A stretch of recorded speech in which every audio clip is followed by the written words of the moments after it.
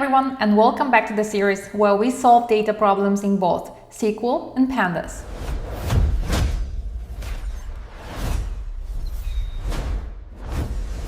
Today's challenge is to find not boring movies.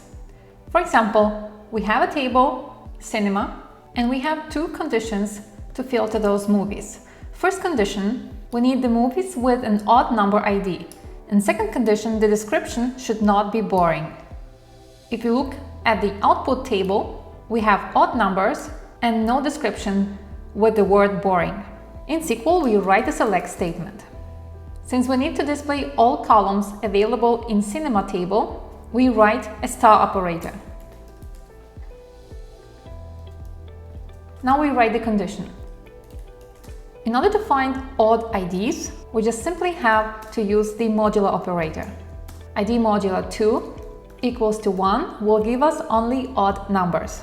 The second condition, we need the description not equal to the word boring. The last step we need to do is to order by rating descending. Let's run the query.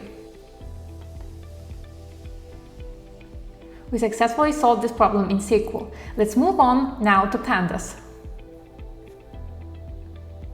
In Pandas, we take the data frame cinema and we identify two conditions. First condition, cinema ID modulo 2 equals to 1. In the second condition, we need to filter out boring description. We take the column description and we make sure that the boring word is not there. We will save this into a new dataset called df. And we are ready to return the result.